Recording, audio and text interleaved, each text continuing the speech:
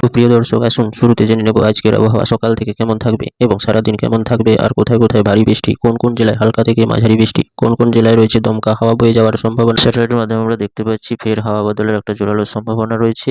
এই মুহূর্তে একটা নতুন করে নিম্নচাপ সৃষ্টির জোরালো সম্ভাবনা রয়েছে। দেখতে পাচ্ছি দক্ষিণ ভারতের পার্শ্ববর্তী অঞ্চল বঙ্গোপসাগরে নতুন করে এক ঘূর্ণাবর্ত সৃষ্টির সম্ভাবনা তৈরি হয়েছে এবং এই ঘূর্ণাবর্তটি আগামী দিনগুলোতে আবার এক শক্তিশালী ঘূর্ণিঝড় এবং নিম্নচাপে পরিণত হতে পারে, যার প্রভাবে আগামী দিনগুলোতে আবার দুর্যোগপূর্ণ হাওয়া সৃষ্টির সম্ভাবনা জারি করল আবহাওয়া দপ্তর।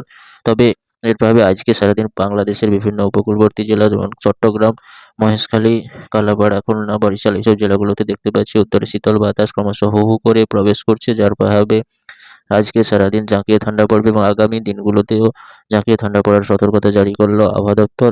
কুমিল্লা, ঢাকা, মেহেরপুর, রাজশাহী, কালাই, ময়মনসিংহ, সিলেট এবং রংপুর এইসব জেলাগুলোতে দেখতে পাচ্ছি এই তো উপরে স্যাটেলাইটের মাধ্যমে আমরা দেখতে পাচ্ছি উত্তরে শীতল বাতাস ক্রমশ প্রবেশ করছে, যার প্রভাবে সকালের দিকে কুয়াশাচ্ছন্ন থাকবে এবং বেলা বাড়ার সঙ্গে সঙ্গে রৌদ্রোজ্জ্বল আবহাওয়া থাকার সম্ভাবনা।